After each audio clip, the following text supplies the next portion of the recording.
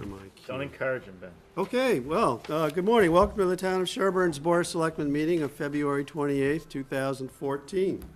As we always do, we'll have David Williams, our town administrator, read the agenda, please. Thank you, Mr. Chair. First, we'll vote to approve or amend the agenda and add topics not reasonably anticipated by the chair 48 hours in advance. And to my knowledge, we don't have any of those items. And then public comment period. I believe there are 2 people here to speak at that. And then going to talk about the budget and the warrant update and planning from this point on to get to town meeting. And then planning board with Gino Carlucci and John Higley will be here at 10:15 to talk about their 2 articles, or talk about these 2 articles, the floodplain map and medical marijuana. And then estimated time of 10:30, Carol Rubenstein, she's the chair of the recycling committee, to talk about the 2014 reciprocal agreement for the Charles River Watershed Consortium. And at 10:35, we're going to talk about 2 notices of intent to sell. It's 247 Washington Street and 11 Nason Hill. And then talk about upcoming meeting topics and selectmen reports and approved minutes. There's no warrant to sign, and set the next meeting, which is scheduled right now for March 6th. Great. Any amendments, gentlemen, to this agenda? Well, just a question. The planning board's coming to talk about their planning board articles. Is the planning board sponsoring an article regarding the development on Maple Street or not? No, I don't believe they are, right? It's a citizens article. citizens article. They submitted a citizen article? Yeah, So they got the 10 signatures. yeah, there was a, they covered everything. They submitted a notice of intent, they pulled a citizen petition. It's Yeah, been received and certified by the town clerk? from town clerk, yeah. Okay. Because the last we discussed it, the planning board was going to consider, I thought, Yeah, I never had the sense that they were planning to Yeah, I thought they said they go didn't forward. want to be the ones who Right. were the proponents of that. Yeah. okay. So that's how they wound up with the citizens article. Any amendments? So then, no. You're good, so I'll take a motion to approve the Motion to approve the agenda. agenda. Second. All in favor? Great. All right, that puts us to public comment. I understand we have a couple. Sure. Stand up? You can sit at a chair. You're welcome. You get a microphone and everything. Perfect, that's what I need. My right hand? Yeah, that's okay. I'm Holly Kaplan, 68 Maple Street in Sherborn. And I've come in front of the selectmen today to ask for a proposal that I'd like to make to the town. As you may be aware of, or may not be aware of, the town of Sherborn is one of the most unique towns in New England. And actually, I spent the time and the effort to review the town of Sherborn and its demographics and its density, and found that it is the least dense populated town from New York City to Maine between 2 major population centers, which makes it a truly unique town. What also makes it unique is that we also have to pay for that luxury. And as a result of paying for that luxury, our taxes are very high. So our town is also in many ways a dying town. People are dying to get out of here because they can't afford to pay the taxes. And we're losing our elderly population in this town, the fabric that makes up the town. It seems to me that as a result of one of your committees taking upon themselves to solicit outside investors, such as Pulte Street, we're now faced with an unprecedented crisis. And that crisis is that not only is Pulte looking at the property in Sherborn, the Toll Brothers, and several other major developers. And we're talking about to the tune of over 1,000 houses.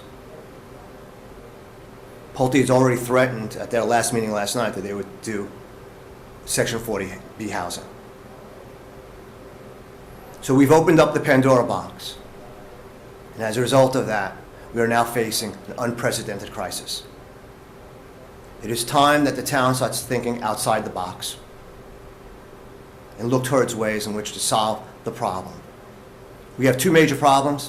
One is a time factor, which means that if we don't have 8 houses in the ground by January of next year, bearing any unforeseen circumstance, Pulte will be moving ahead with their 40B project.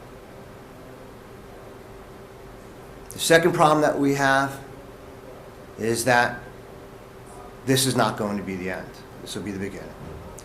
What I have done in the last couple of weeks is I spent some of my time to review the town's finances. I'm a financial professional. I've been doing it for 31 years. And my credentials, you just have to Google my name. I'm sure you'll find my credentials. And I've spoken to several other very good and talented financial professional and real estate professionals in the town. One of the issues that we have is that we're absolutely amazed by the fact that this town has not put together a housing production plan. We are to the point of negligence on this side, that we, after spending $700,000 fighting the Whitney homes, the Whitney properties, that we haven't put a housing production plans, but meanwhile 200 of our neighbors have. You just go to mass.gov, you can look at all their housing production plans. But yet we haven't done anything. We put our hands in our pockets and that's it. And now we're facing an unprecedented crisis that I know will change the lives of my family forever. And I may not have enough time to change what's happening to my family, but I do have time to save the rest of Sherborn.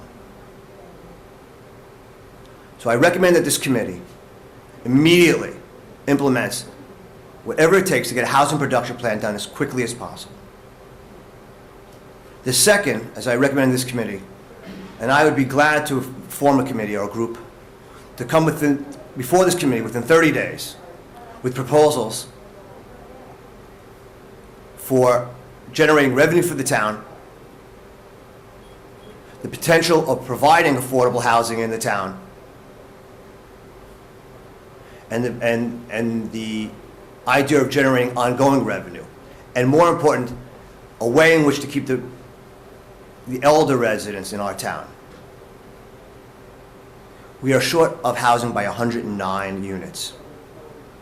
The Pulte property will bring in maybe 100 to 200 units. That means we're going to be short another 20. So that is the crisis we're facing. We have until January of next year to get 8 units in the ground. That may or may not happen. But I would like the selectmen here in the town to support whatever it takes to get the job done. And as I said before, I'd be glad to have it come back within 30 days with concrete proposals. And it's business is not usual. We are going to be thinking outside the box. Everything is open. And I think that's going to be helpful to the town. Thank you. Thank you very much. We don't typically respond to these sorts of public comments, but what we do is consider putting it on a future agenda to further the discussion amongst ourselves what to do, so. Can I ask for some clarification, Mr. Chairman? Absolutely. Yeah, just if you could clarify your point about 8 units in the ground, what that refers to. I'm not following you on that. When you produce a housing production plan, you have to have a game plan in how you're going to meet the affordable housing limits. And if you put 8 units in the ground, you can hold off the 40B construction for a year. But you need to have it in the ground, right, Dave? Is that? It's 10% of the existing housings each year, so you'd have to have 8 units going in. It's not, you'd have to have 8 units that actually are in the ground each year for the housing production plan to be accepted. So once you stop. Does that include Whitney Farms and include the one in the center of town? And No, it would be from the time that you get this plan adopted. so it's after You the would adoption have, of a plan? Yes, Okay. yeah. I mean, the 8 units, we met with Gino and went through. Gino has experience with the housing production plan. It's just trying to get it done in a short time is what we're looking at. But Well, I'm in favor of getting it done. Most of my towns have housing production plans. The fact that we don't have one, right. it's great that you brought this to our attention. Sounds like a planning board initiative. Is that where those plans come from? I think typically it's comes through the planning board, yeah, because it ends up getting approved by both the planning board and the selectmen, then going to the legislature, and then it would have to be adopted at the legislative level.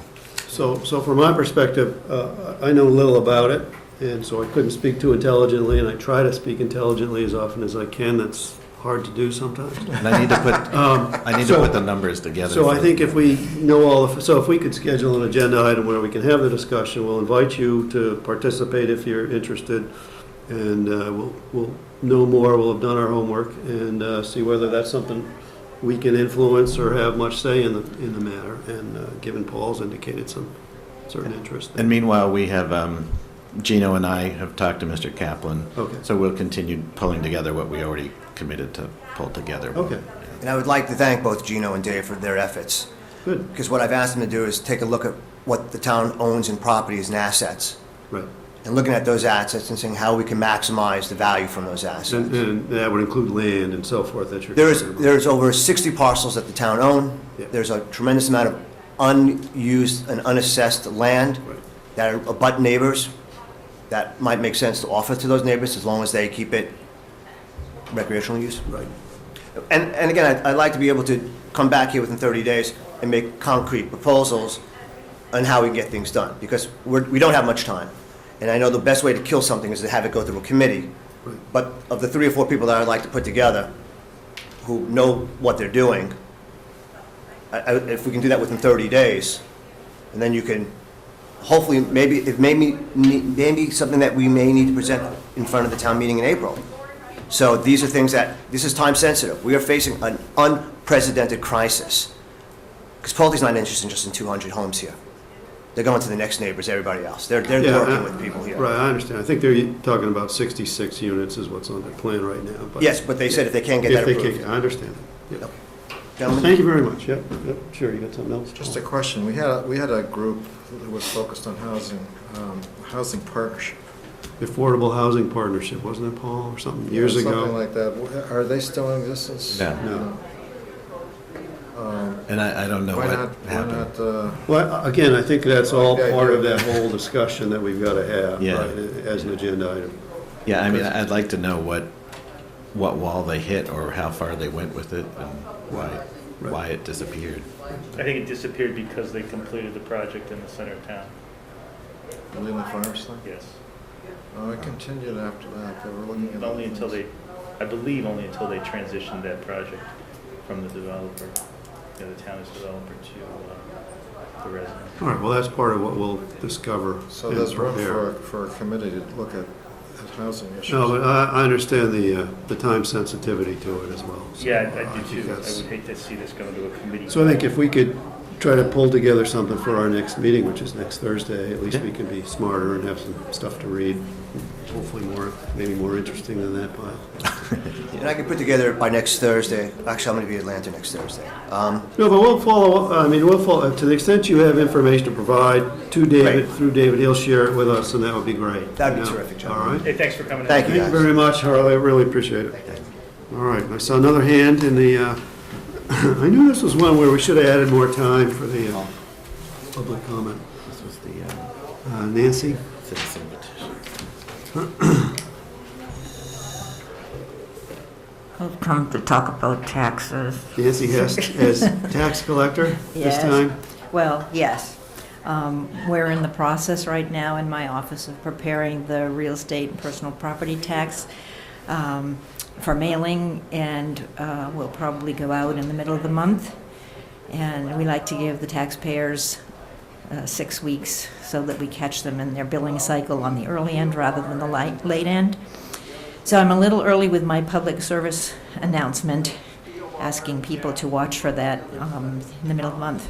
Because as you know, I've been working with David and Jeannie and Unibank to help get a site up for your office to sell Farm Pond stickers online, so people don't have to come into town hall. And my one request, we've been working on this for over a year now, and my one request was that it be rolled out before I get deep into the real estate thing, so we can get the wrinkles out and get processes in place in case there's a problem with the site that needs some help, and also to get it.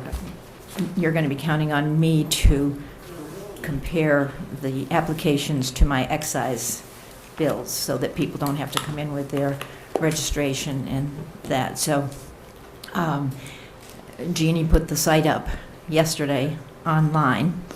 And what I know that you have a meeting scheduled where you're talking about fees, and I don't know whether you plan to increase fees or don't, but I asked David if we could go forward with our plan to put the site up and have an early bird special so that anybody, to encourage people so we can get some people to use that ahead of time and be able to purchase it at last year's rate. And if you do change it, then we'll have to go in and change the Right, things on so the are we site. live now on that? You are live, but nobody knows about it. Okay, It's Okay. on the front page of the website that we added yesterday. but still, nobody knows. So people can obtain Farm Pond stickers online right now. Right now, At if the they- current rate, which is which may be subject to change to the extent we decide something else. Right. So that's the early bird special. Early bird special. Bargain that you're giving. Come early, save And money. I would ask that some people who do online stuff use that now, there's the 2014 sticker, so that we get some practice and get the wrinkles out before everybody's looking for their stickers, and there are more people using it at the same time as we're trying to do the stuff we need to do in our office. Let me ask you another question regarding the website and the tax collector's office or the collection office efforts. On the website, on the town's website, and the question came up because the bill of it struck me as substantial compared to what I'm used to. And so I looked at it, and on our website, you can tick off and say, I'd like to have updates from such and such a department. I don't know whether the tax collector's department is one of those that you could check off. I don't recall. I checked everyone off.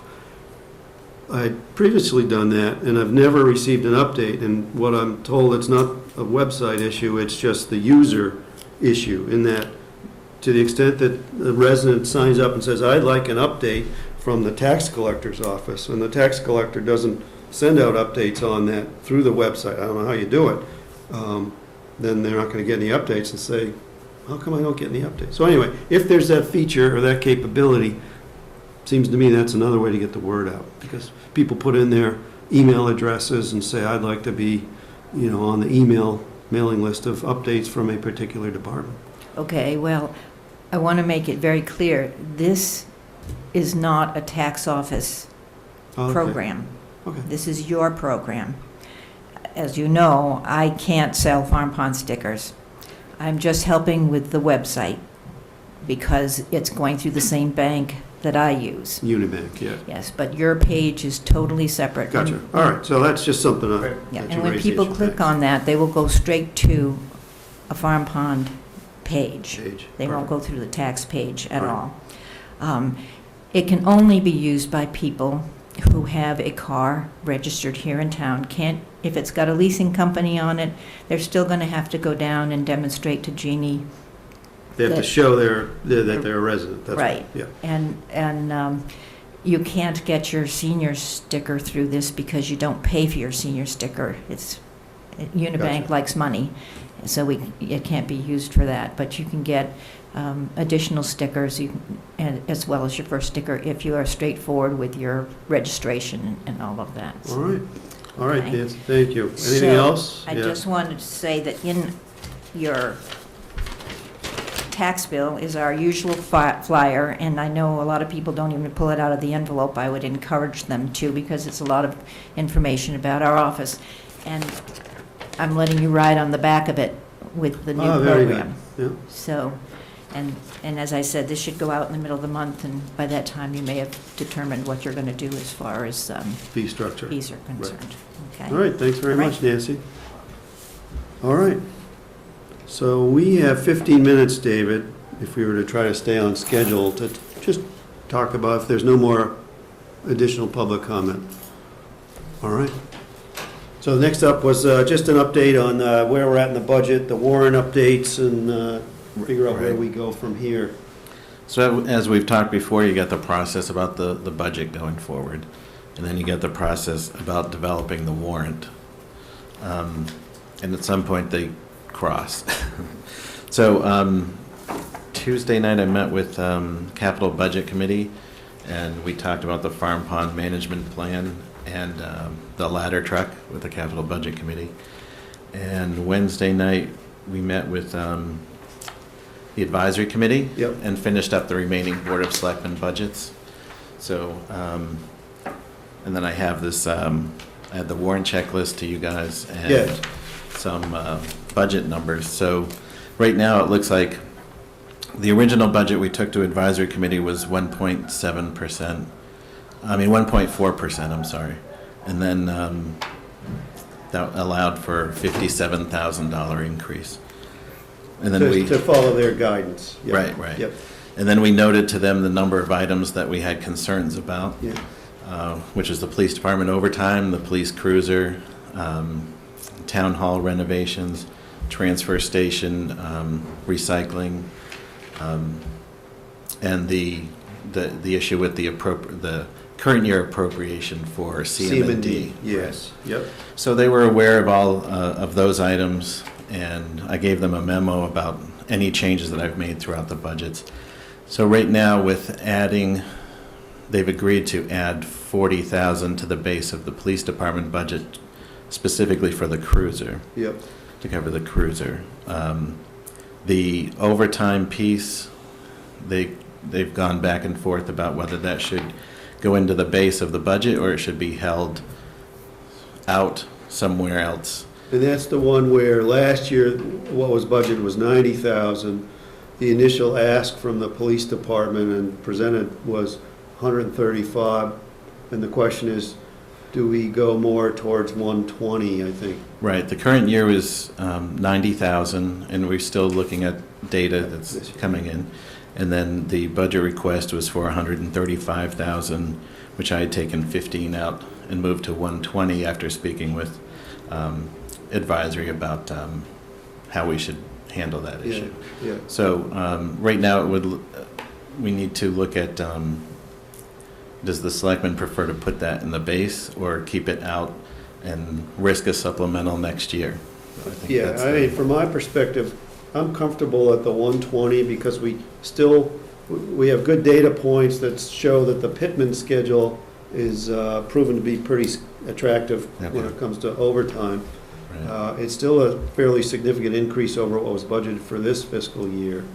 Okay. And to the extent, and so we don't really know where it's gonna go, so I'm comfortable with the 120 as opposed to the 135 Okay. and keeping it on the base, but that's just my perspective, and I, if you're comfortable there, I certainly am. Okay. Sounds like the chief can live with that approach, or not, I don't know. Yeah, I don't want to speak for the chief, but, their estimates showed the 135, that's why they requested the 135.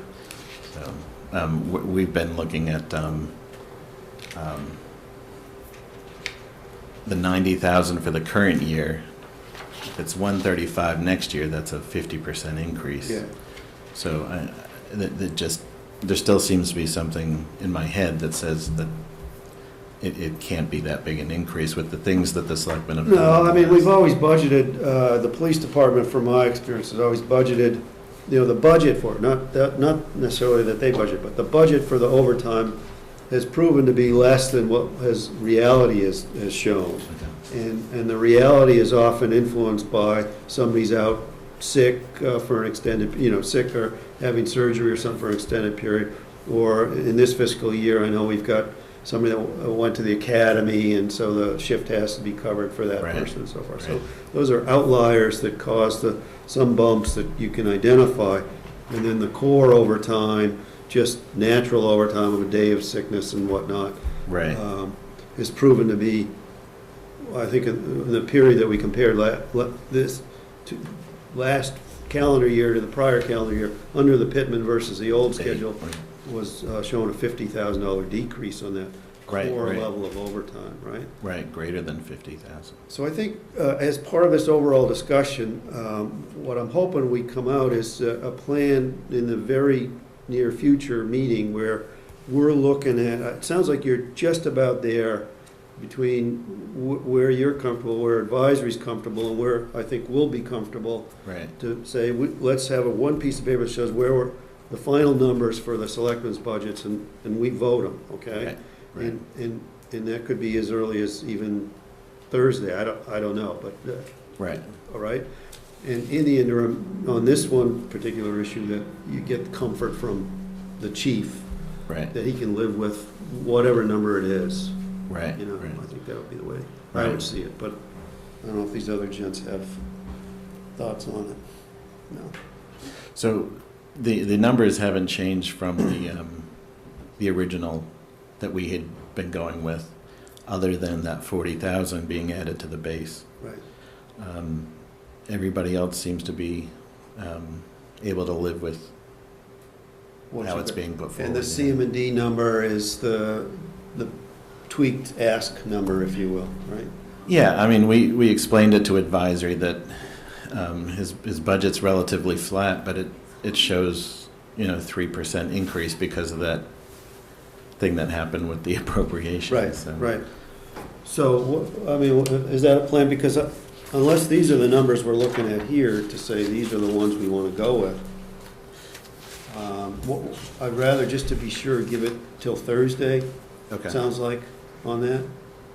Does that make sense? I mean, Yes. this is an earlier schedule, I'm not sure what it is. So if you gave us sort of the final, here's what we think we ought to approve. Yeah, halfway through that packet, there is a, Yeah, it's like a spreadsheet or something. right, Yeah. There was a couple of spreadsheets. Couple of them, yeah. there's a, the column is FY15 Board of Selectmen adjusted. Yeah.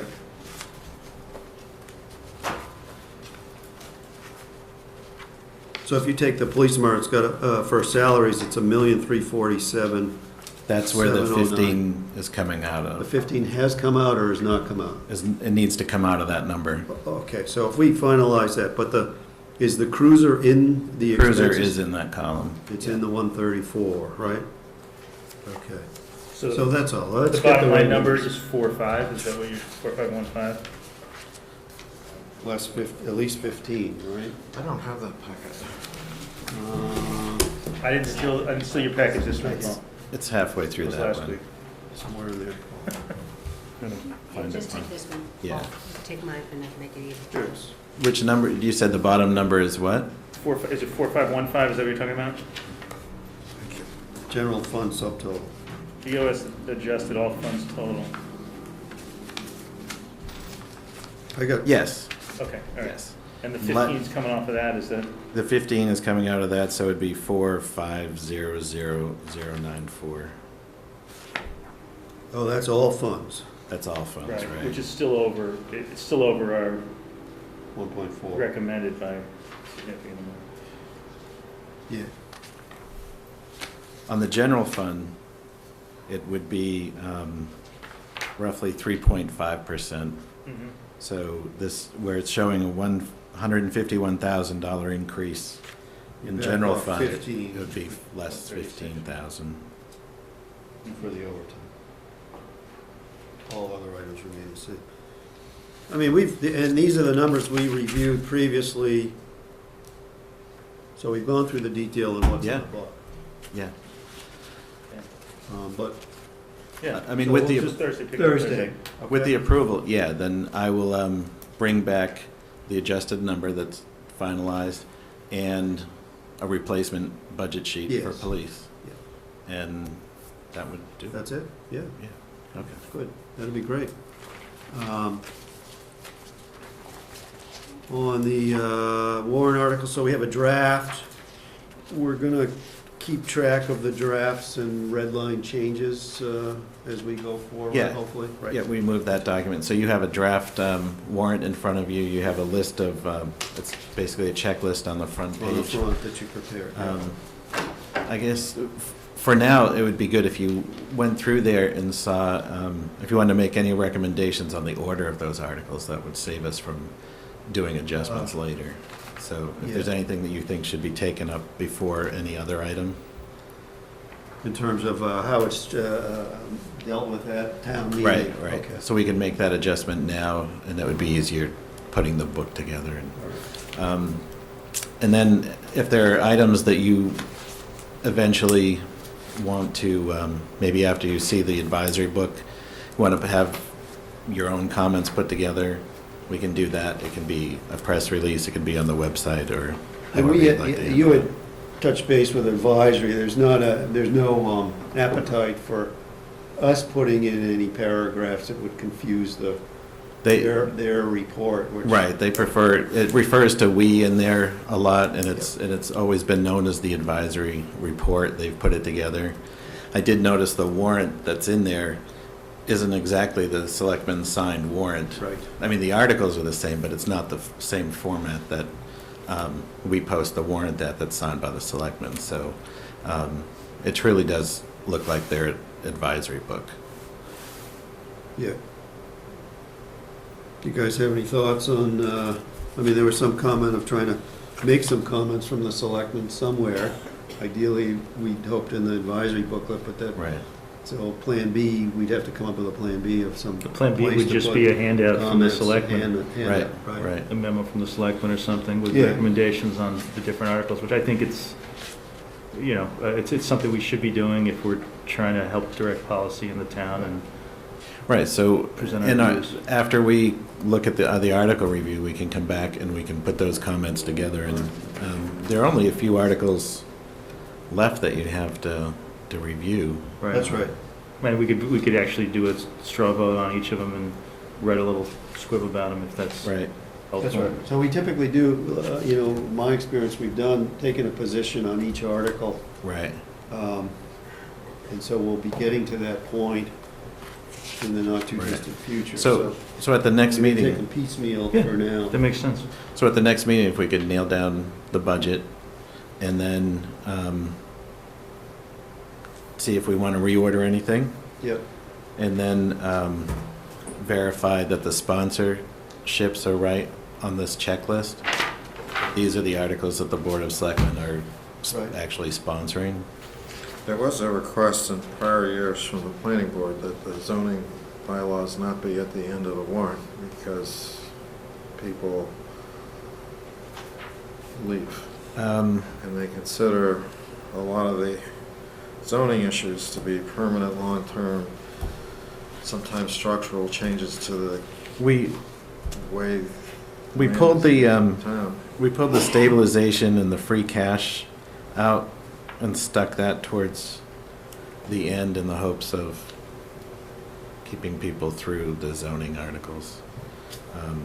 Well, the other thing is that citizens petition article is. Just tacked at on the end because And that's going to be an interesting one for a number of folks, so. in the past, I think the citizen petitions have been put on the end, but there's nothing saying they can be put anywhere. I think you'd want that one at a part of the meeting where there's going to be the Crowd. most interest, yeah. Right, and the zoning can be placed anywhere. Those could go as a group before you do general bylaws.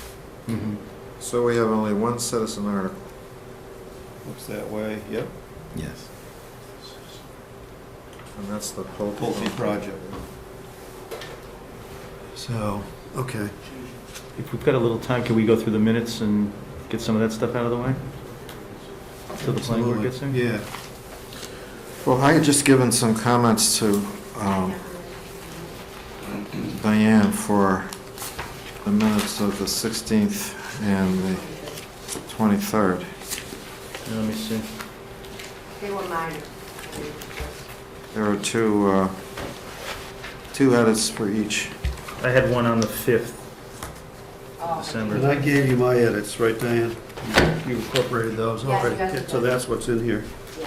So January 5th, Michael? December 5th. December 5th, what do we have? It's just a very minor suggestion on the second page where it says FY15 review of notices of intent to add for town meeting warrant, just to be clear what the notices of intent are for. Okay. I'm just trying to see, I think I had maybe another. I think that was it. That's all I had. Should we take a motion? Should we make a motion to approve the meeting? Well, and Paul's changes were just edits, Yeah, minor they were edits. just like remove at the top items, maybe taken out of order. Oh, once again. Yeah. So, There was a couple of word changes. Yeah, one was, he used a word on the second page, on the CMB budget for 2012. Which date? Which day?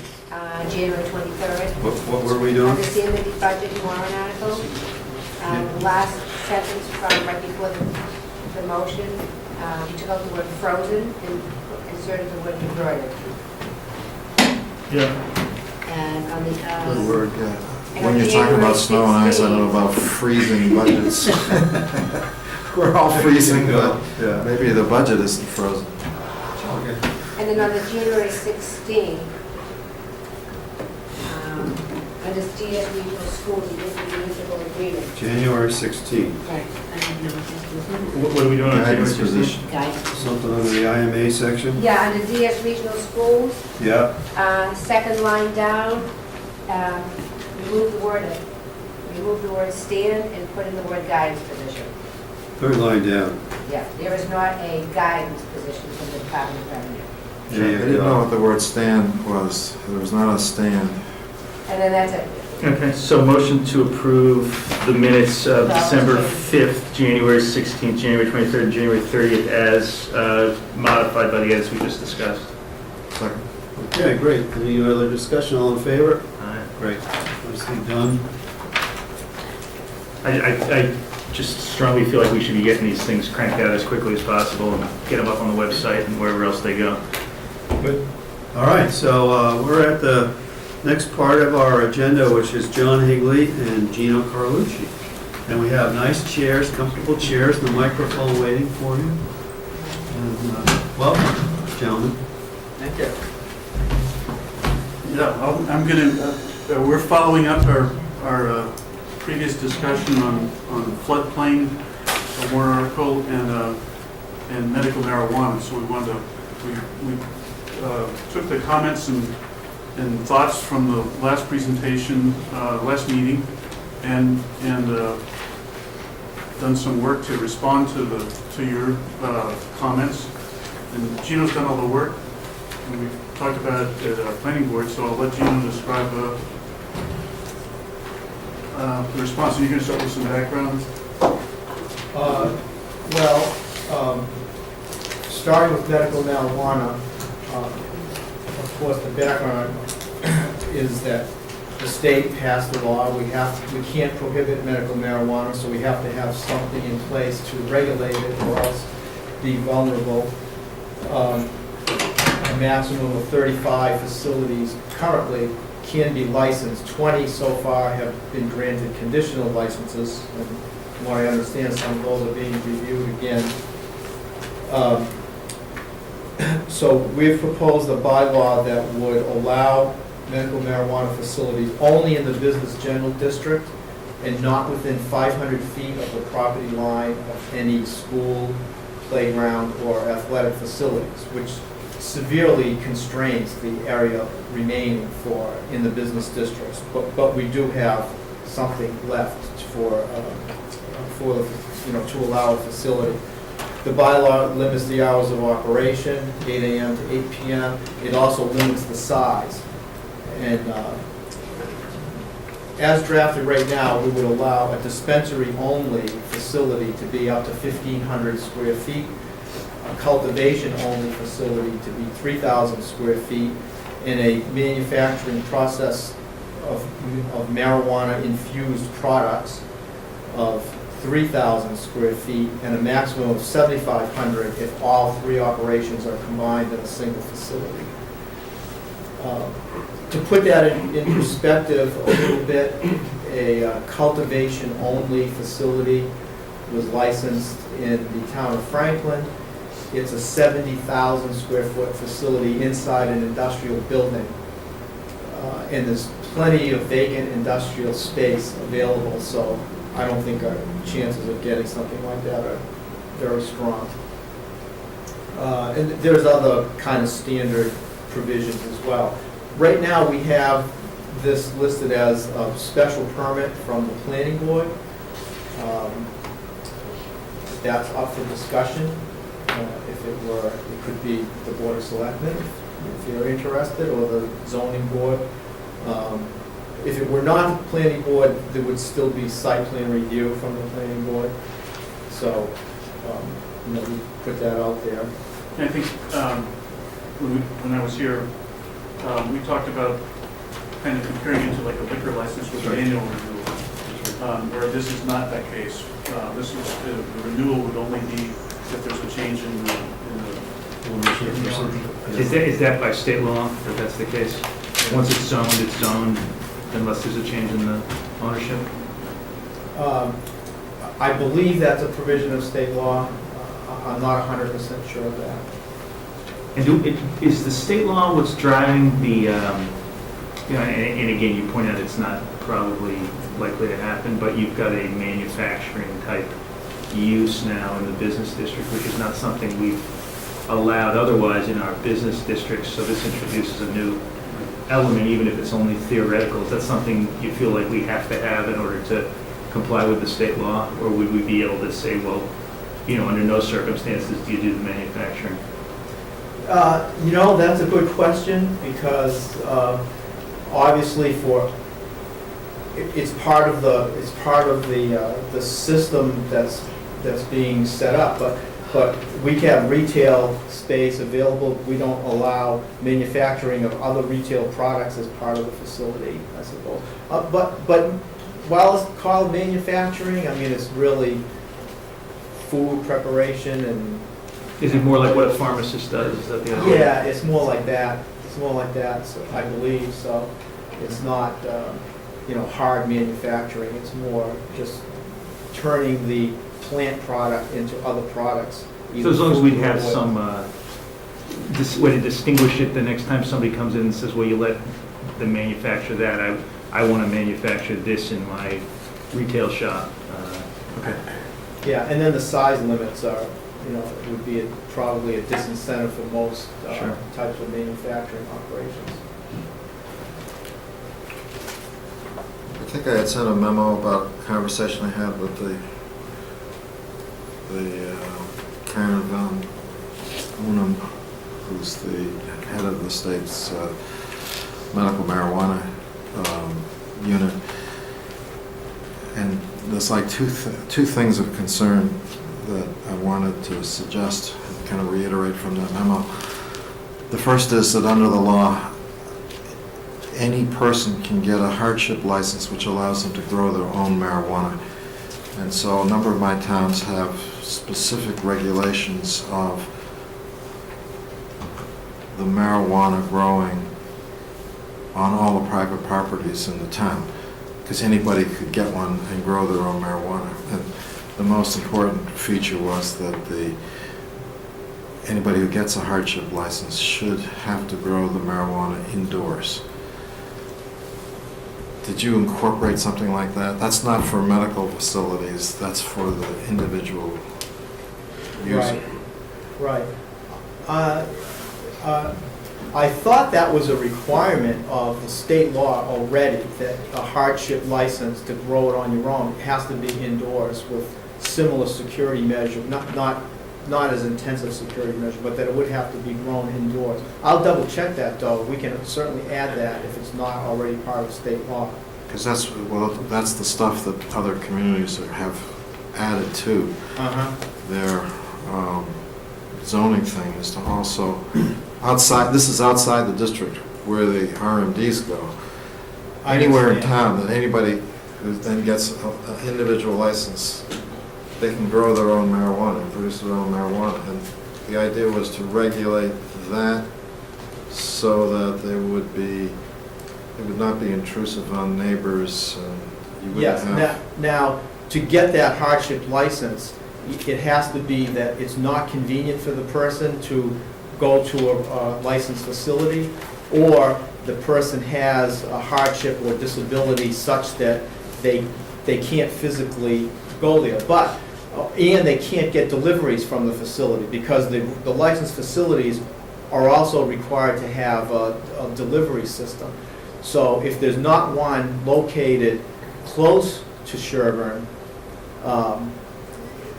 then we have that vulnerability. But if there is one licensed, say in Framingham or some other nearby town, it'll be difficult to get that hardship license unless you have some other kind of physical disability that prevents you from going there. Well, right now the closest is Milford. Right. Well, so maybe, Paul, you can give Gino some language from one of your other towns that has that provision? Sure, happy to do that. That gets me to the second point, which is, why not a license from the Board of Health? The point of the license for the Board of Health is that in addition to all of the zoning concerns about where an RMD be located and how far it is from things, it actually is operating like a pharmacy, and it's a medical facility.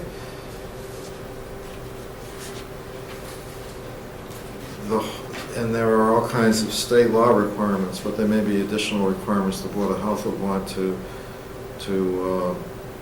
make sure that it's a health issue, and to make sure that things are being done correctly. I would think they could adopt those regulations as part of their regulations without a bylaw. Unless you I think. think we're recommending it should be a general bylaw that creates an additional required local license. Well, that'd be a new article, and that'd be a new warrant article for the warrant. Versus suggesting a line here that there's an additional Yeah, license. no, it's not a zoning It's not a issue. zoning, yeah. It's a public health issue. That is the whole issue of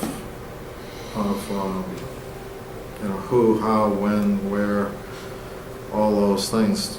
Do we want to have, it's kind of like food dispensing licenses. The state has food dispensing licenses that they authorize, and we can have local requirements too. And the same thing with septic stuff. You can have the state septic requirements, then you can have local requirements. And here, when you're dispensing essentially a drug for health reasons, and you're doing it, if it is done in Sherborn, you're doing it with only sort of the general state supervision. You don't have the local supervision unless you authorize the Board of Health to have that authority to adopt additional regulations.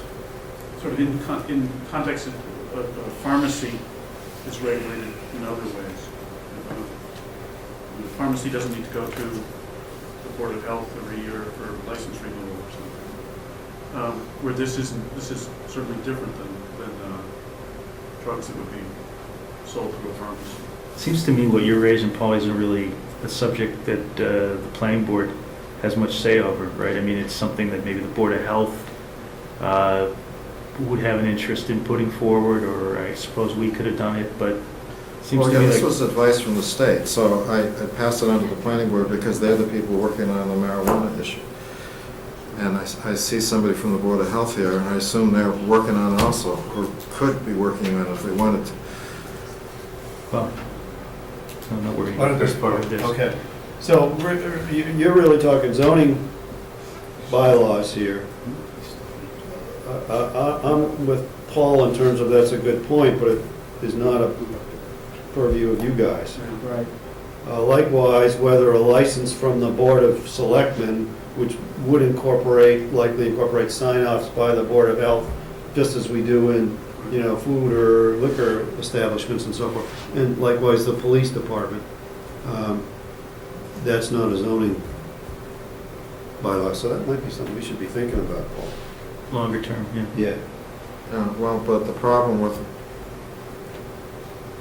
we don't want to get so compartmentalized that important things fall through the cracks. It's somebody. Well, so that would seem to me, given our town council is purportedly pretty expert on this whole matter as it is, I think that, David, is worth a question for Barbara, how we address the potential for licensing by the Board of Health, by the Board of Selectmen, should we want to do that, and whether that should be piggybacked onto this somehow, if it could be or not. Yeah, or if we had to reopen the warrant, or if we Yeah. had to put it on a special Or a town meeting, or separate thing. next We can year's still town get it meeting, or in. whatever. I mean, we can still get it in if we wanted to, so that's something, but what you've addressed are the zoning issues in terms of what it is, where it is, how it's done, and so forth. So what's before us now, just a question of whether we think the planning board should be the permit granting authority, or the selectmen, or some other organization? That's one question I think we should decide on now. We talked about it the last time and it wasn't clear. Yeah, it's still a little unclear, but it sounds like you think the clarity belongs with the planning board, given that I thought they were it's- trying to give it away to somebody else, like, this No, is a hot potato. because it's a one-time only, right? So in order to build a facility, you have to comply with such and such, the state as well as the zoning bylaws. Yeah. So I, that's fine. it can go either way. Honestly, I think it can go either way. You can think of it, because it's unique, it's sort of, it's not clearly one way or the other. It's not a liquor license, but it has some So similarity. I'd welcome, as part of the query to town council, that she weigh in on just who's monkey the back, whose back that monkey should go on. You know, another thought is it's a business, it's basically a retail business in the business district. Most of those special permits come from the Board of Appeals. I mean, that's the way it's been done traditionally. It doesn't mean it couldn't be done through planning board. I'm not sure the selectmen really have a role in that, though, at least the way our town is set up. Yeah. Yeah, I would see the selectmen's role more towards giving a license type of thing. So if the Board of Health doesn't want to be the licensing authority on the health issues, we could try and do it from the point of view of like a liquor license. There are towns where boards of selectmen have taken on bigger zoning roles. I just don't think that's been our tradition here ever, and probably not anything we need to jump into. But you think it might better be before the Board of Appeals? Well, consistent with our current zoning, business uses are specially permitted by the Board of Appeals if you have a retail use or an office use in the business district. I'm not, I don't know what the Board of Appeals might think about that, but it seems to me it should be in one or the other of those camps, Maybe, are you still on the Board of Appeals? as far as I know. You're in charge of the darn thing. Did you ask them if they I wanted certainly can, that, yeah. that authority? Right. Because that sounds like a logical place to go. Well, that's what I'm wondering. Yeah. Makes sense to me. The site plan review would still be with the planning board. Planning board. And that's how it currently is with other Right. businesses. Good. And then we did clarify that it's from we added 500 feet specifically, so it's not just relying on the language of the state law, which might change, to my clear point. And then, and we also, it's also from the property line, not the building. Gotcha. Great. A question in the back here. It's not really just a question of point of information. The Board of Health's authority does not require bylaw or any kind of warrant article. In fact, it's simply a public hearing. And so if there is a groundswell of feeling that in this process, the Board of Health would be the appropriate agency to use, we certainly can pursue that. And it doesn't have to go through town meeting. It doesn't have as laborious a process as you're discussing. Thanks, Peter. It's just the advice is it's better to have a general bylaw that gives a special permit, gives a specific license to be issued by a board, and that would stand up better in court rather than in a Board of Health regulation. That just was the sense I got from other people. I'll just make another thing, a comment was made last time on 4.7.7.1, a special permit under this provision. We added that. Yep. We'll add that. And then to be clear, we're going to clarify that under hardship conditions, that it must be indoors. Okay. Thanks. You guys are responsive to the comments from this table. Don't see that every It's the only day. board. This isn't televised, is it? You're on the record there, John. And then you have some on floodplains, I take The it, right? floodplain, yes. This is pretty much, we don't have much discretion in this. It's new flood maps have been prepared for the Sudbury Basin only, not the Charles. Most of Sherborn is in the Charles River Basin, but the northern part of the town is in the Sudbury Basin.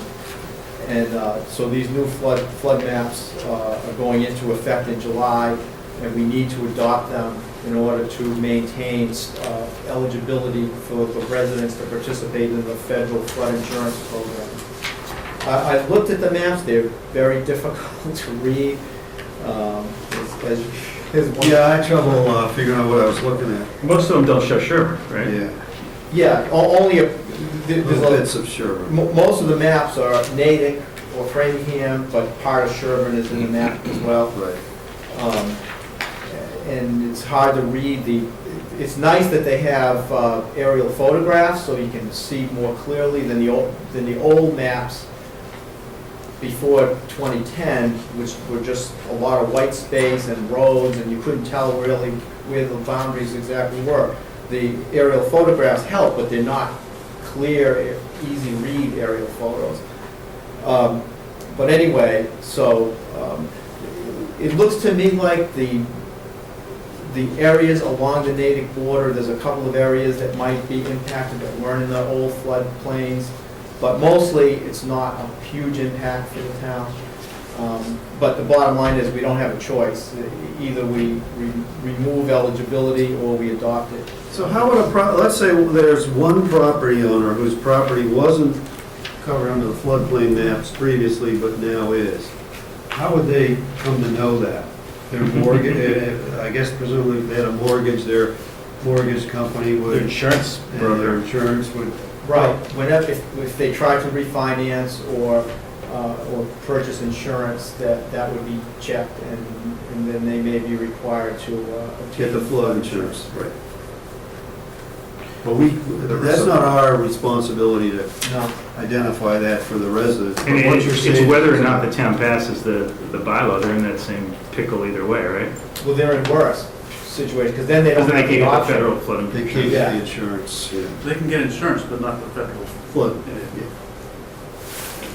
The Congress has passed a stay on the rate increases. What Congress has been trying to do is to make the program self-sustaining, like an enterprise fund, if you will. The government has been paying out much more in loss payments than the revenue coming in. So the taxpayers have been underfunding the whole thing to the tune of billions of dollars. So they decided that this thing should be self-sustaining. And by making it self-sustaining, that meant everybody's rates are going to go way up. But in addition to that, they are also including more people. So they're going to spread the rate increases over a larger group of people, and they're getting rate increases. I mean, rate increases from like 1,800 to 40,000 is the kind of rate increases that people are seeing. But that doesn't really bear on whether we should put forward the zoning amendment, right? I mean, that's the background of it, but Yeah, I'm just trying to explain the background. So the first step is to broaden, from the federal government's point of view, is to broaden the base to include this new people. Congress has put a one-year moratorium on the rate increases. And there also is a process by which people can appeal the maps, and those are being appealed by different communities that are more effective than Sherborn. I can see from the map. Yeah. That's where the bigger problems are. And So- apparently the technology used to create the maps was like the Pacific Ocean technology with deeper waves and all that stuff. And they've been applying it to the East Coast without spending the money to particularly look at the science for the East Coast. But this is all inland stuff. wave heights on Course Brook are really low. I used to live over there. It's not too bad. Well, just one example, there's a professor at, I think, UMass Dartmouth who's been looking at these, and is available to communities who want to appeal. But based on what you've shown me in the map here, I don't see why we would want to appeal the locations. Well, we don't have that yet for the Charles River water basin, correct? Correct.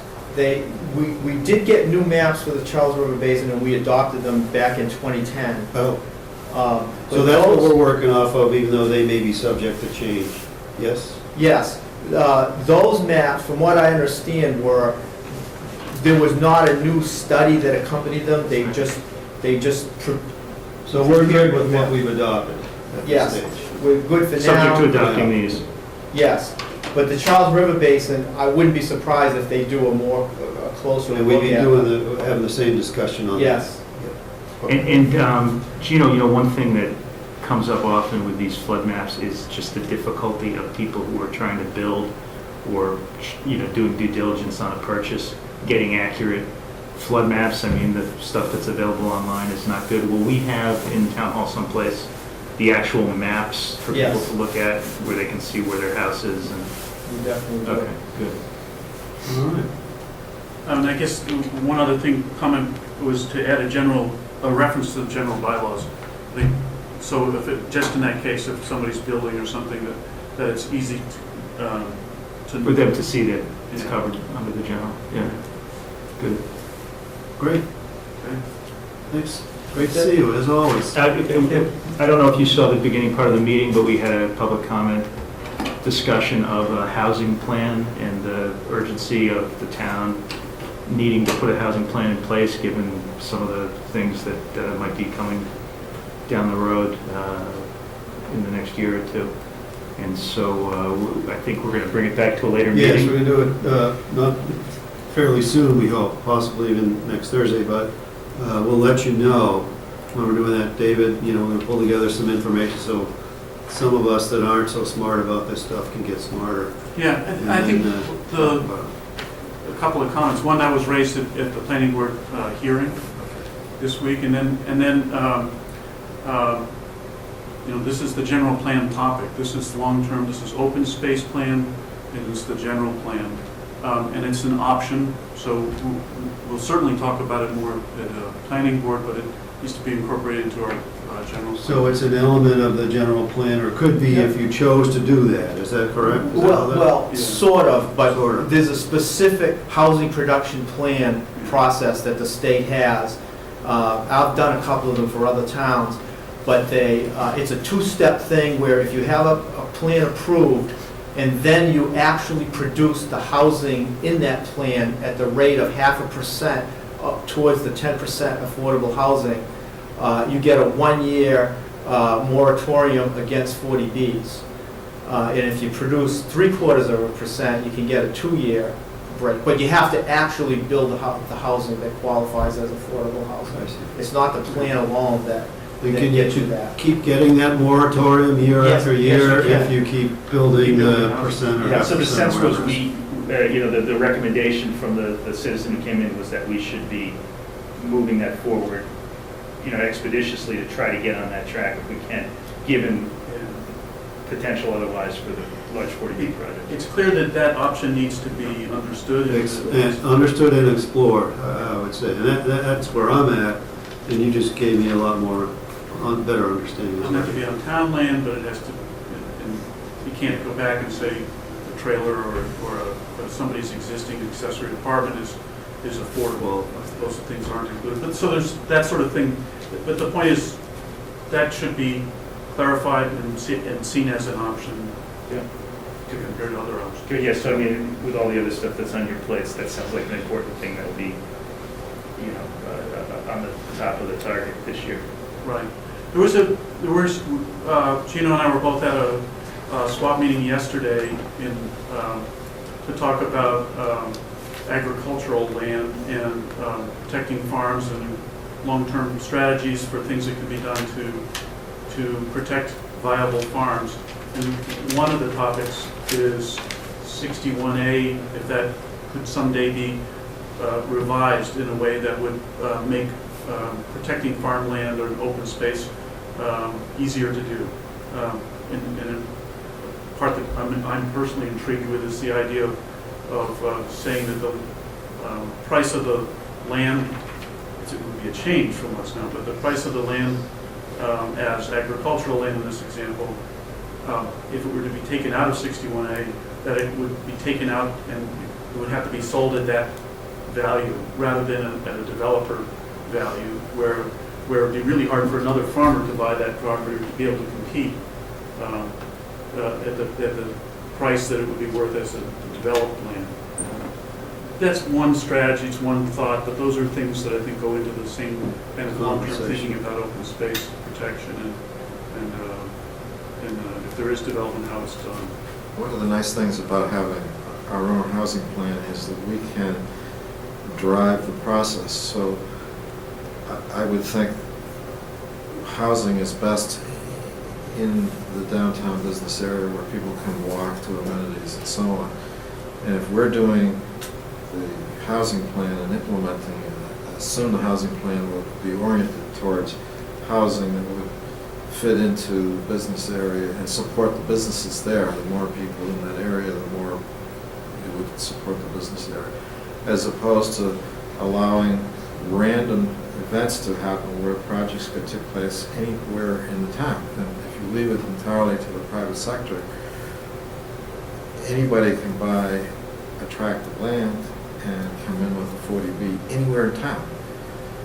So it's much better to have it planned and more municipally driven than to just let it happen. Yeah, anybody can, the property owner can sell their land, the buyer can do what they can do within the rules to develop that land.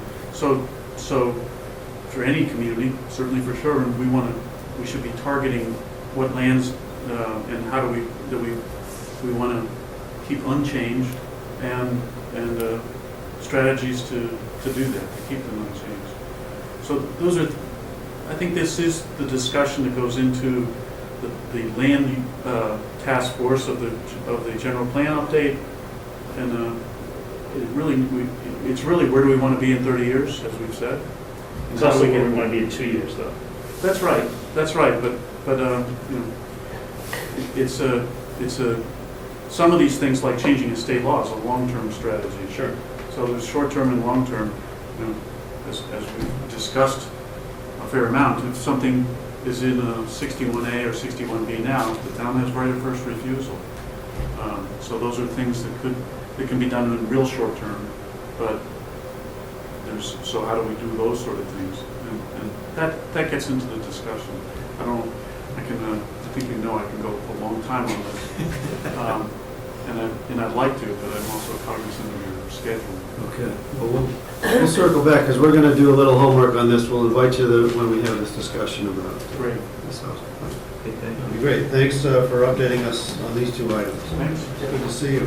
How's the survey? Today's the last day to do the survey, is that right? Or Yeah, online. Online. If you've got paper, send it in. But we're going to start, next week we have a sign-up. Anybody wants to help us enter the data, email Gino and we'll send you a link and you can pick the times. March 4th, 3 to 5 p.m. And 7 to 9 p.m. on March 4th, Tuesday, March 4th. Bring your own laptop. And on March 6th. You know, the high school gives service credit for things like that. We have some excited high school students that have already signed I up. know you could find one. Yeah, good. Yes, I do. Yeah, I bet I could get someone to relay that sign-up I bet you link. could, couldn't you? I shake my head, I shake my head. But yeah, community service hours, the high school's posted it, and we've got some high Great. school students that have signed up, but it's not age restricted, and community service is always a good thing at any age. At any age, there you go. So email Gino, and what, your email address? planning@sherbornma.org. Yeah. Planning And then at we'll just send a link and you can sherbornma.org. click and sign up and show up and you get pizza. Oh! It will be the pizza I like. And All so right, thanks a Thursday, lot. He's making it himself. Yeah, great. Thursday, also it's 3 to 5 p.m. as well, here at Town Hall. Thanks All for right. the opportunity to give a little plug there. There you go. Good to see you all. Thank you. And Carol, thanks for your patience. Come on up to the comfy seat. And Mr. Chairman, just a reminder, I'm leaving. You're leaving in 25 25 minutes. We're going to be, I think we'll be there. All right, Carol. Can we just move approval? I mean, this is the thing that we've done every year. It doesn't need a big presentation. It's Right. pretty standard. Is this the same agreement we've done in the past? It's the same. Hey, So I move approval. give me a second.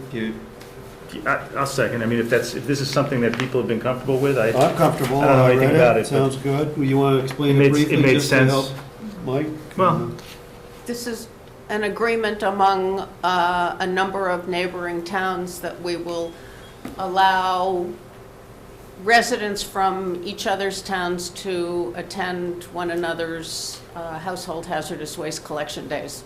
Right, and mechanically, someone would go in and ask at town hall for a Mechanically, permit to do that? exactly, Okay, yeah. great, yeah, that makes sense to me. I'll Yeah, second so, the motion. great, and that allows somebody like me that might miss it here to be able to go to another community here Yep. and get rid of some stuff. That's great. So, any further discussion? So moved. It's moved and seconded, all in favor? Great. And Thanks, that's Carol. done. There, it's done. That was easy. Yep. And then we get to the next part of the agenda, which is 247 Washington Street, notice of intent to sell, and also 11 Nason Hill Road. So on 247 Washington, we had some open questions and whatnot from a couple of you know, one or more of you gentlemen up here. From Mike. From Mike? Well, my only question was, I think in our package, we didn't have the plans, and so I was Yep.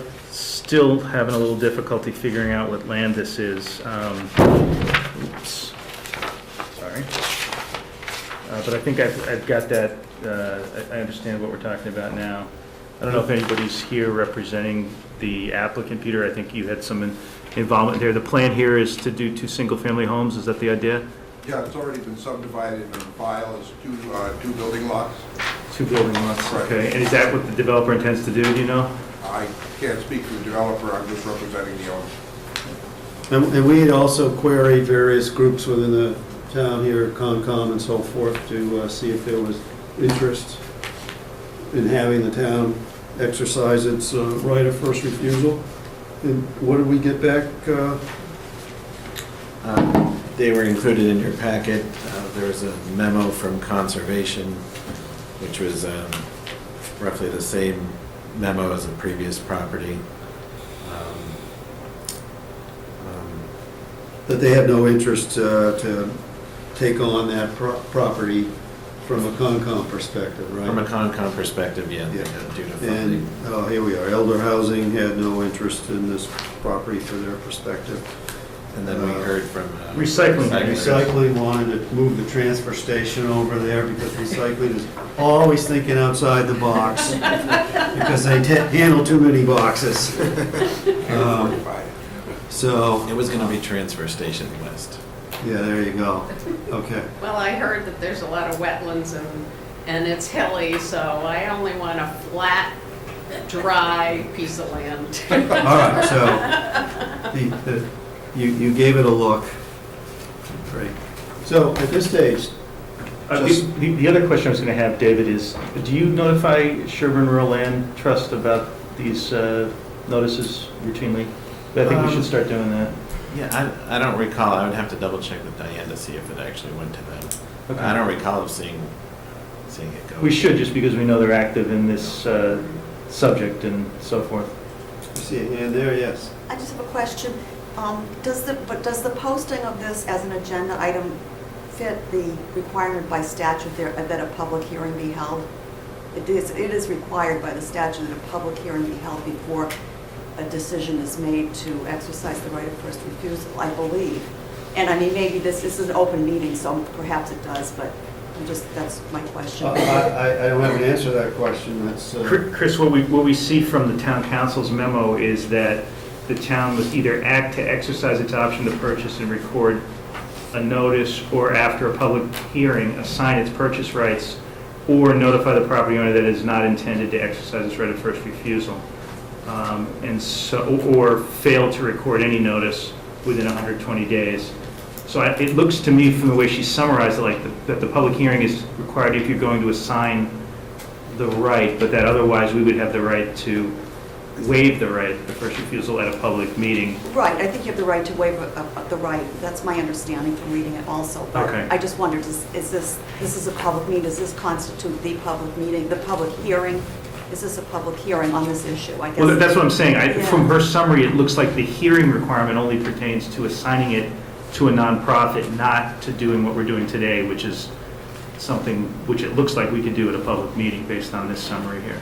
Because I had seen in some publications that, it has to go to a town meeting, but only if the town needs the money, it has to appropriate the money. If the town has decided to purchase it, And I wasn't clear over if they were going to assign it to the right to a conservation group or something. If that's the only instance where you have to have a hearing. I'm just going by what Barbara's memo Okay. says here, but that, you know, the statutory language would control, I don't have that. Yeah, it says after a public hearing, and I believe that's, that the I believe there's supposed to be a public hearing, and maybe this is a public hearing because it's on the agenda, I don't know, but I believe the statute says that after a public hearing, the selectman or the, in the case of the city, the mayor, you know. This is not a makes public this- hearing. Correct. It's not a public We're hearing. It's not a public hearing? We are not at a public hearing. This is not, okay, then I don't know, I would question, I think it's a little murky. I've seen some publications from various. Well, what he described, companies. we've already received town council advice on Okay. Right. when a public hearing is required, when it isn't required, and what steps need to be taken to do anything with this property, including waive our right of first refusal. Okay. So we think, you know, at least from what I've seen from town council, typically gives good advice. I'm comfortable with that advice at this stage of the game. I don't know if you gentlemen are. I'd have to keep say the delaying the statute. process. Yeah, that's what I'm trying to pull up the statute and see if we have a. Well, I didn't mean to hold things up that much, but I was No, but curious about, that's pique why. their interest, I mean, yeah, Uh, I'm the layman here, you know? Yeah. I got this impression from reading, I think it's called Mount Grace, a large publication, I mean, about a 40-page publication about towns exercising their right of first refusal and the steps. But even in there, it was a little unclear to me. Sometimes they talked about town meeting, and sometimes they talked about public Yeah, hearing. but again, So our maybe that's- town council was very precise Sure, about okay. A, B, C, or D. All right, thank And, you. you know, Is that a letter that I could get a copy of? we would have to vote to release it, Oh. right? Well, I think it's in our public package, I think we probably. I don't have. No, even then. No, it's Even attorney-client. I mean, Chris, I can read you, it says here, the option may be exercised only after a public hearing followed by written notice signed by the mayor or board of selectmen. So it's only if they vote yes, but. And then at the public hearing or a further public hearing, the city or town may assign its option to a nonprofit. It doesn't say, I haven't seen anything in here. Yeah, I guess that, so if it's negative, then it doesn't require a public hearing. Well, it sounds like that we should always have a public hearing, because otherwise you foreclose the right to do anything other than say no. Or schedule a public hearing. to say Exactly. yes. I think that's what you did with the Leland Farms things. You met, you decided in the meeting whether you're going to schedule a hearing or exercise your right not to go forward with it. And I think That looks that's- like, I mean, just on a quick look, that looks like how the statute sets up, that you can do this through a public meeting and decide whether you want to refer it to a public hearing for the purpose of considering whether to exercise the option or not. Or just decide we don't want to exercise the So what are you option. gents comfortable with doing at this stage on this particular Well, property? here's my question. We just had a guy under public comment say that there was a potential for 40Bs everywhere in town, and brought that to our attention. That's right. And the one thing that we have that can control a 40B is exercise our right of first refusal. So now we've got a proposal before us, and the question I have is there going to be a 40B at this site? And we haven't gotten We- a straight we've answer asked out of the that. We've questions asked the now question a couple different multiple ways. Right, and we haven't got an answer. And so why would we give up our right at this point? If someone's going to build a big apartment building there, and that's their plan, and they're holding it close to their chest, and they don't want us to know it, why would we give up the most effective weapon that we would have to deal with that unknowing? So shouldn't we know the answer to that question, of what's the intended use? What is the buyer's plan Yeah, I here? think we have 120 days to decide this. I'd be happy with putting it off until we had a better statement of the buyer's intent on this. I've heard the same rumors as you probably have, Paul. Or is this, who's buying it? Is it the Toll Brothers or? No, well, it's not immediately, it's developer. another developer. Yeah. But we haven't heard from them, and we don't really have a sense, and Peter can't tell us, I guess, as the buyer's rep, the seller's rep, what the buyer intends to do with it, so. But the buyer's the one who needs the release. Yeah, just because of the presentation this morning, a little concerned about getting at that. Well, I don't know if it helps the argument. You do in fact have the entire purchase and sale agreement with you. There are no additional provisions for, permits or anything else except for the town to not vote to take, not vote to buy the land. In other words, the builder is not, the buyer, Trask Incorporated and Stevens, is buying 2 building lots, which is what's on sale. And I believe if he was going to be planning a more complex project, he'd probably have all kinds of conditions where he'd want to make sure he can get the value out of the land and something else didn't happen. I'm just saying it's a fairly straightforward purchase and sale. So let's just say for discussion purposes that we knew that this developer, forgetting what you just said, but for discussion purposes, this developer was going to do a 40D of some significance on these 2 properties. Where would we be going from there, I guess, is the fundamental question. See if we could find someone to assign it To some private, not-for-profit entity. Or somebody who would buy it, build 2 houses, and preserve the rest of it, for example. Yeah. To guarantee that it's a 2-house. Is that something we can do? I mean, I know we can assign to a not-for-profit. That's right. Something. I don't know that we can be another matchmaker to come up with a different buyer of this property, given the. Well, we could sign it to a not-for-profit, who could then sell the development rights to a developer and preserve the rest of it. That's similar to what was done at the end of Morse Road 15 or 20 years ago. Right, no, I And there's understand. other Let me be developments. clear, I'd like to approve this thing, but my hesitation is I'd like to have a letter from the buyer. Well, You're making a good point, Paul, because this notice of intent does not say what the proposed use of land is. It just says the proposed use of land is residential use. It doesn't provide any details at all. I think that's pretty open-ended and probably gives rise to the kinds of questions that you and I are raising here. and so, It doesn't say two individual houses or anything like that. what's the 120-day time period that we're Well, it was working on? timestamped January 21st. So we have some time. So we have. So there's not, it's not really a rush. So that again, That's April 21st, is it? It would be May 21st, May probably, or 21st. close to it, yeah. Middle of May. To do something. Well, I'm not interested in holding a deal up with a private party at this. But maybe we can get a point. clearer statement of what the intent is. Just have the town administrator or someone designated by him or town council ask the developer. I think we want a written statement of what the intent is to convert to. Yes. Better than just residential use, and we probably want to see if there's anybody out there who's interested in facilitating a transaction that would give the town 2 building lots, or give the land 2 building lots at that location and not risk a greater development. Yeah.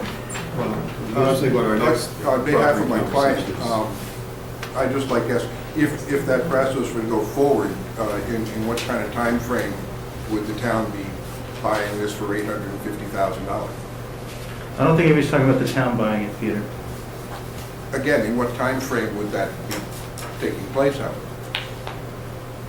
Would what be taking place? The hearing and the investigation of what, Will the alternate purchase by someone other than this? well, it would have to be done in a way that notice would be provided within the 120 days, and then following the statutory procedure. I'm not sure we ever get to that point, At Peter. this point, I'm only saying, I'd like to ask the question in a formal way to Right. the buyer and get a formal answer back. Yeah.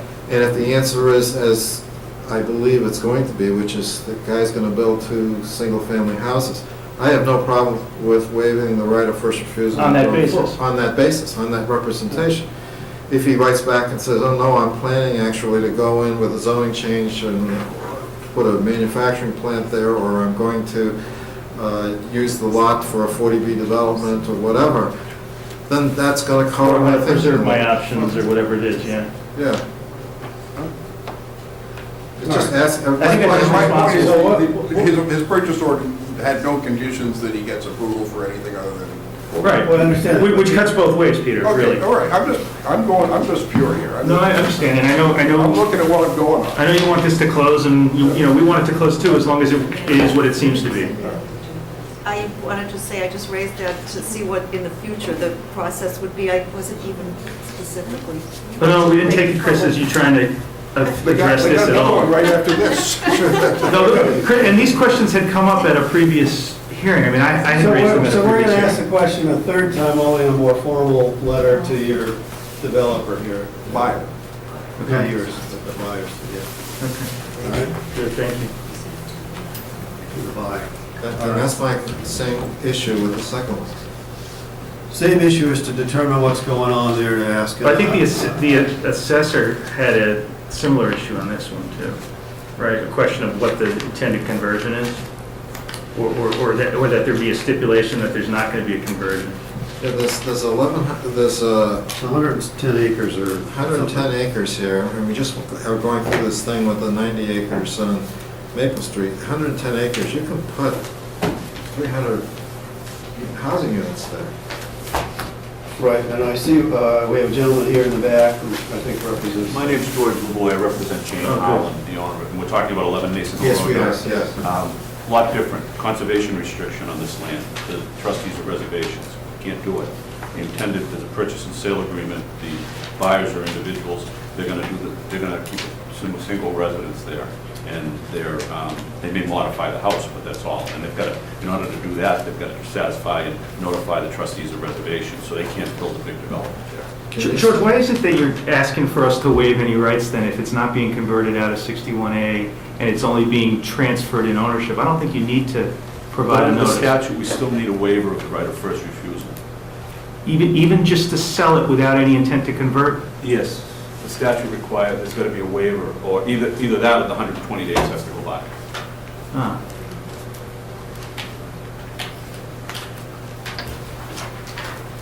Why can't we get that in writing?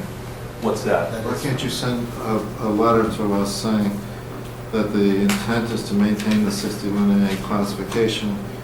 It is in writing, it's in my letter. It's in the letter that I sent.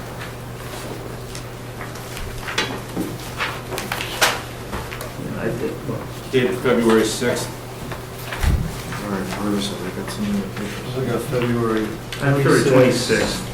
February 6th. February 6th was the original letter. Top one, second page. Yeah, that It's one. actually the first page, third paragraph. We'll talk about the purchase and sale and the intent of it. Totally lost here in terms of what we're looking at. The first page of that February First 6th page. letter, see, up from top is February. All right, I gotta find that sheet. There you go. Sorry, here we go, good, yep.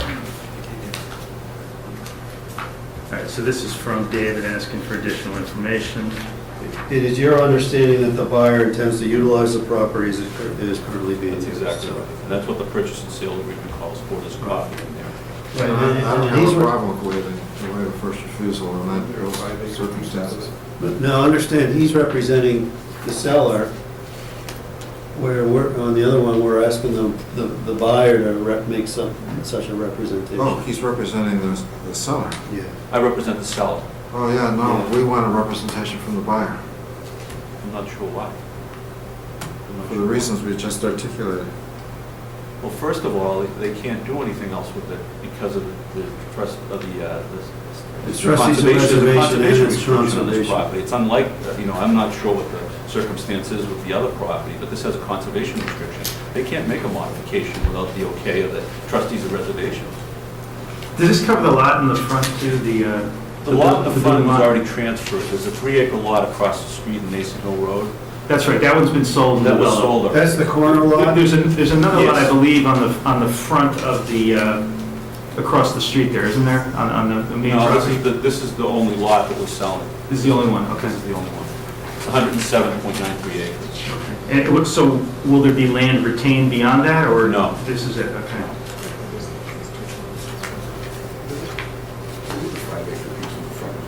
So, Yeah, I thought so, Peter, behind the fence. Not, the whole parcel that they own. the whole parcel's going, yeah. Correct. But there's no restriction on the 5 acres. I think that's right. I'm not sure about the 5 acres. So I think, just to be consistent, we're looking for that same type of representation from the buyer. We may already have that. We may have it, it's a pile of papers here. But no. It's in, I believe the assessor has it, because she said that she had all the information she needed. And she had asked for something like that? Yeah, what she had asked for is with regard to a buyer's intentions, the Board of Assessors requires an affidavit be notarized and filed with the Middlesex South Registry of Deeds that specifically states that the buyers have every intention of maintaining the classification. So, Has that been that's signed? what I have to verify. Yeah, so 180 She said acres she had is everything subject to she the needed, conservation but restriction. I didn't see it. And this map that someone provided about the restrictions, I don't see where the restrictions are. This is 159 acres, right? No, it's 107.9. 107.9 acres, the whole thing? Correct. Yeah. Okay, well, it says 159 on here, maybe that's something else. That was just a designation. Okay, great. But I don't see where there's a conservation restriction. Oh, it is in the back of the package, Paul. If you look at the conservation deed of restriction. conservation restriction, is the last page. Paul, here's, this document is a conservation restriction on 108 acres. I understand, but I don't see it on the map. There's a There's a map map. at the back of the conservation restriction. If you look at the last page, I believe there's a map. Do you have one handy? I have this map. Yeah, I have this map too, plan of land. It's only one sheet No, of it. that's a forestry plan. Forestry plan. Forestry plan.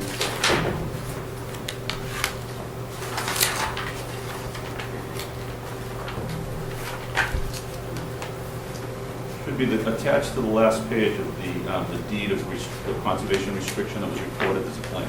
Yeah, there's this one it? sheet out of that. That's it.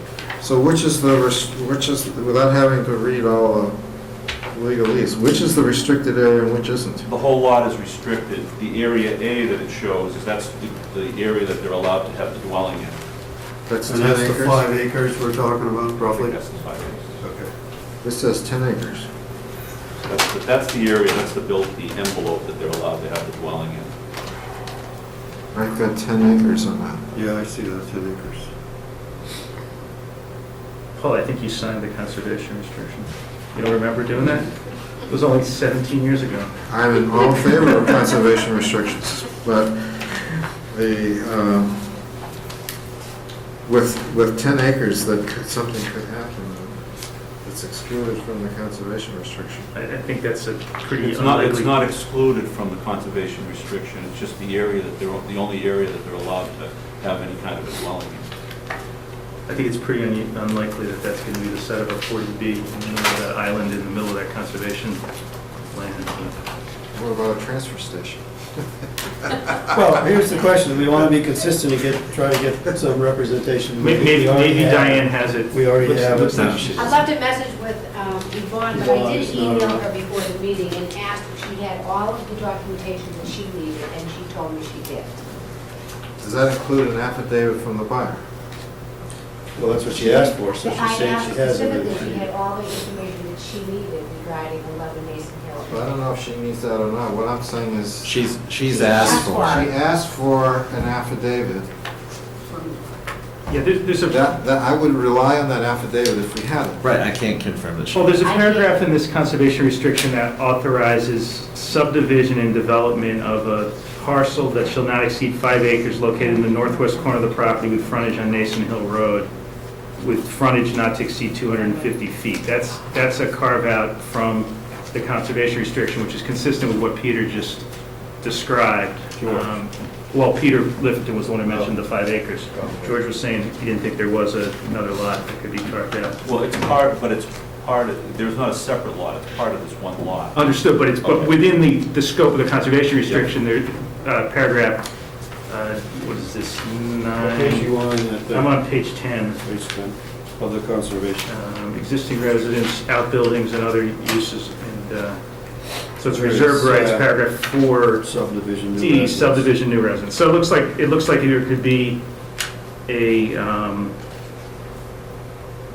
new parcel of 5 acres, a building envelope within the new parcel of 2.5 acres, and to construct and improve one residential structure with a driveway, et cetera. I had previously heard that that lot was a developable lot under the terms of the restriction, so I assume the buyer could develop that, but that's nothing different than what the current owner could do under this restriction. Right.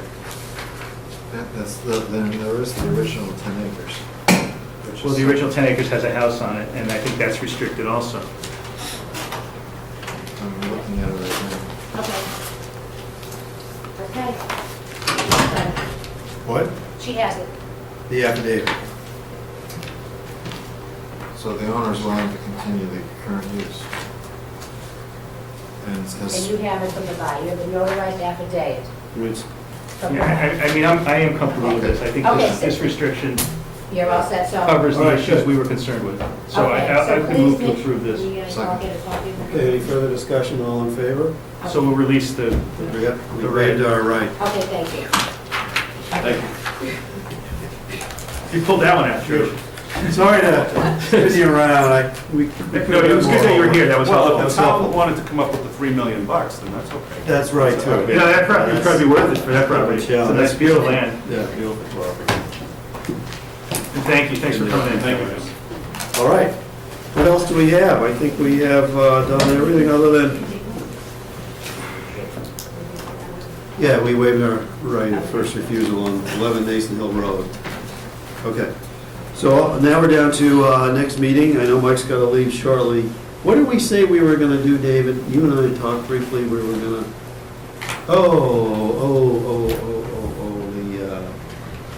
we want to add on one of the upcoming meetings, discussion of this overarching public safety committee, Oh, yeah. right? Wasn't that what we wanted to talk about? Because we did. There's That discussion, you and I were having a discussion yesterday, and what led us to that was in part looking at fire trucks from China and elsewhere. But Yeah. the $1 million spend, and gee, wouldn't that be Yeah. something you know, what do the police do in a fire? How are they involved? How are they equipped? You know, Right. that whole big picture. So I think that this public safety committee's been being kicked around for, Yeah, so A we're year gonna or put that on more. a future agenda. yeah, Fairly so soon. we'll come up with a draft charge and bring that into an So we can agenda. have a discussion. Yeah, and you can set it. And while we're talking of committees, I was thinking I could do an affordable housing task force with residents and That you could carry the ball. given the time constraint that would be involved. That's different than a housing production plan, though, isn't it? I mean, if the intent is to focus on a production plan, we ought to make that the specific. No, that would be the goal, is have that come out. But what I want, I'm not smart enough to make any decisions even in that regard until we have a little more information. So I Right. think it's, you know, again, another. Yeah, I don't want to jump into a task force, though. Yeah, no, I'm not either. So Okay. part of it is, here are the options. One could be a task force, one could be what you're describing. Right. But here's the whole deal. So we have that discussion. Okay. With some homework, you know, some stuff to get smart on in advance, okay? Okay. That would be good. So what do we have March 6th coming up, tell you, as it is, We have Chief Thompson coming in. for his warrant articles Couple on? of warrant articles in recognition of Officer Graziano, who just Yeah. graduated from the academy. Yeah. John Dowse is coming in on his. The agricultural stuff, yeah? Carol Marco's coming in on her On two her. articles. Okay. And we're going to finalize the budget, order the warrant articles, and consider the support of the articles.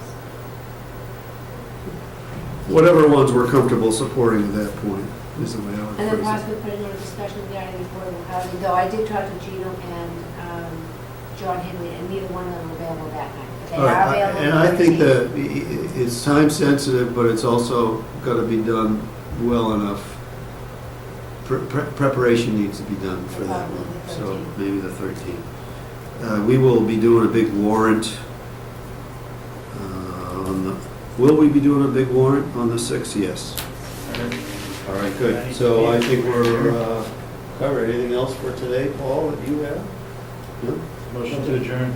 second. Any other discussion? All in favor? Great. Thank you for sticking in Yeah, there. no, thank you. Thanks for accommodating my schedule. Yep.